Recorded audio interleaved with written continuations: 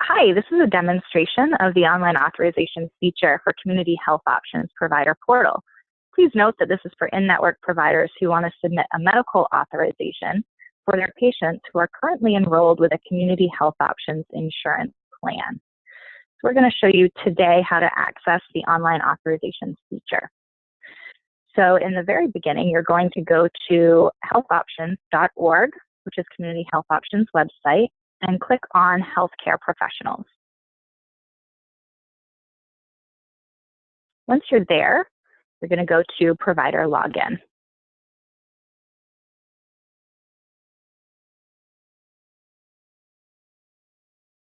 On this screen, you're going to see the login feature that you will use to log into the portal, and you will also see right below that where new providers can register. So if you're already enrolled, just type in your username and password.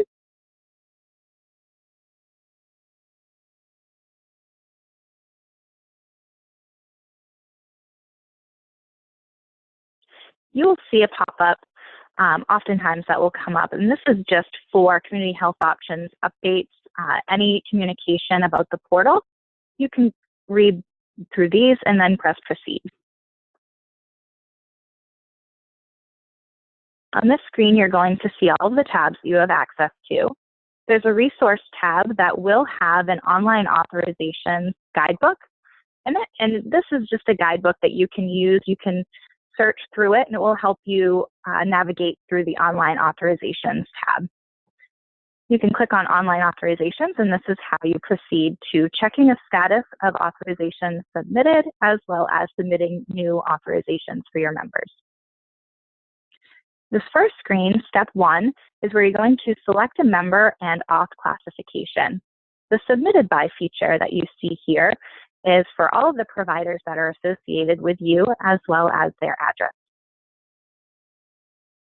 Auth class is a brief overview of what type of authorization you are submitting. And then the subclass is just another designation of what you are submitting for. Member search. You click search here, you're going to see that you have to put in the member's last name, which has to be a full last name, date of birth, and the member ID is where you're going to put in the first 10 digits of a member's ID.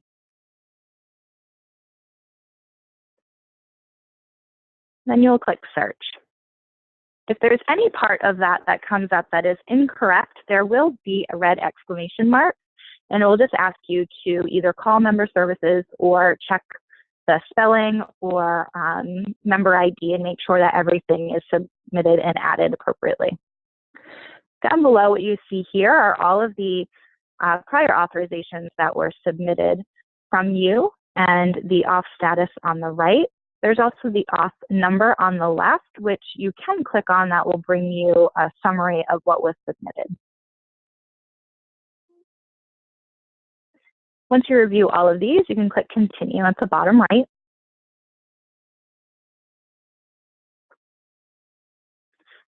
Step 2 is where you're going to complete the detail fields of the authorization. I also want to note at the top where it says members PCP, it states none. That is just a feature that is currently not working for the portal. The second one you'll see is the requesting provider, and this is what you put in for the submitting provider in step 1. You can also expand that, and it will give you more information on the provider that you submitted under. The second field is servicing provider. You can enter who will be the rendering or servicing provider or facility. Please make sure that you are choosing one that does have a street address, not the one that does not have a street address. You can click on those double arrows on the right and it will put them right in. Diagnosis, you can search by word or you can search by the actual code or partial code.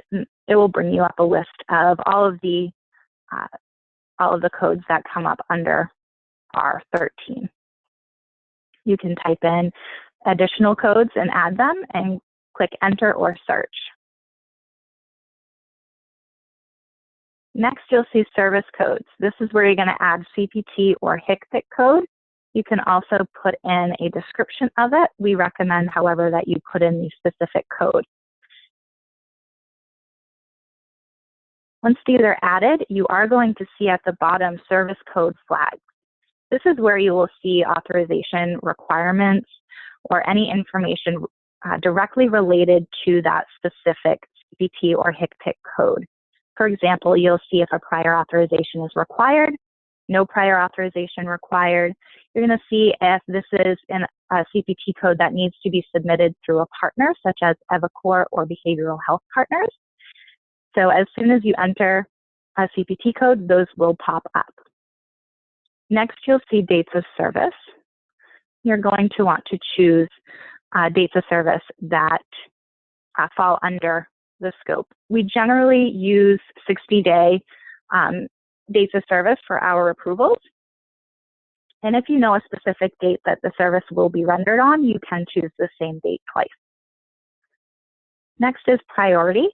You do have routine or urgent. If you do choose urgent, a red pop-up will come up, and please make sure if you are choosing urgent that it does fall under our guidelines.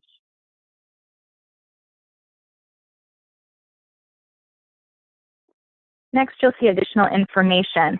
What's required under this field is the submitter's name, phone number, and fax number. This is going to be the contact information if we have questions or concerns or have any additional info that is required. This will be where we know who to call and the best number to reach you at. You can also add any additional information here, such as date ranges that you want, or anything that is pertinent to this authorization that it would be helpful for the utilization review nurse to see. Once you're done, you can submit the auth request on the bottom right. Once you click this, you cannot go back and change any of the prior fields. So before it goes through, it is going to ask you to confirm the servicing provider. This is important to make sure that you have the correct servicing provider as well as location. If it's all correct, you can click confirm. And if for any reason you cannot find the provider that you are looking for, we do ask that you submit your authorization via fax. At this stage, you're going to see Launch Care Web QI, and it's where we document our medical necessity. You're going to see a primary code, and it's going to ask you to choose which one is primary. If you only have one code, you can skip that step. Once you select the primary code, you can click Launch Care Web QI.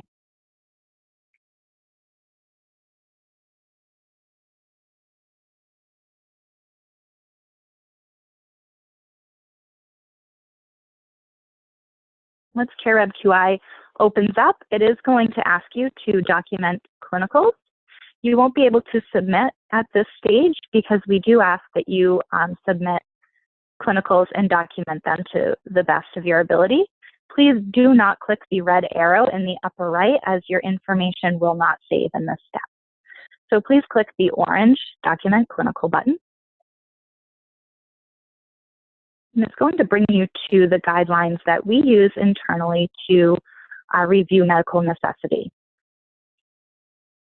Please choose to the best of your ability and click Next.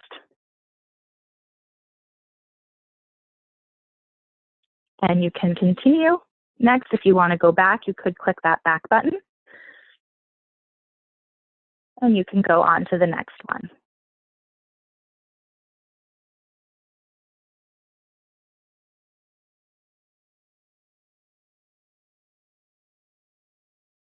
Once you've gone through the guidelines, you can click Submit Now.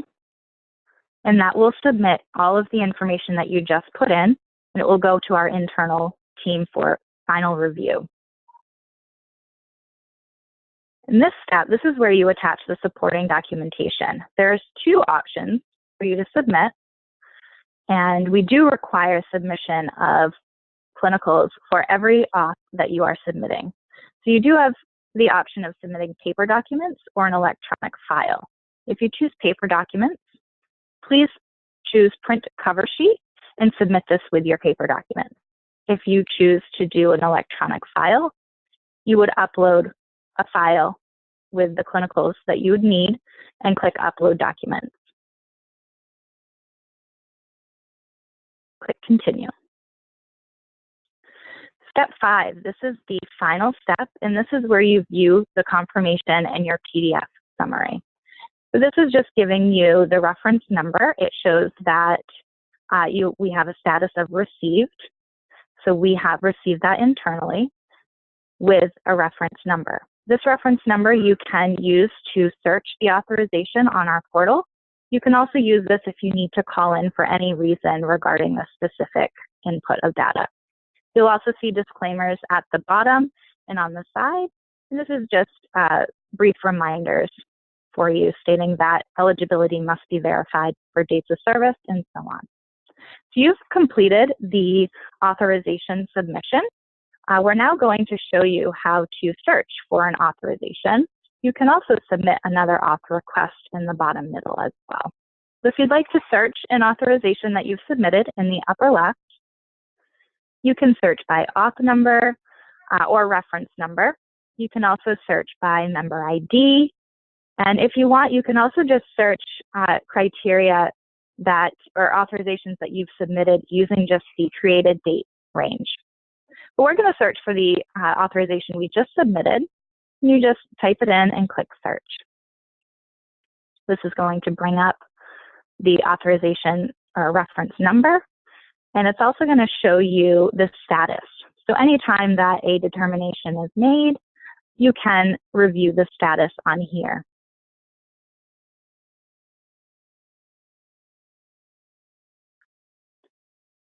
And that concludes our authorization portal demo.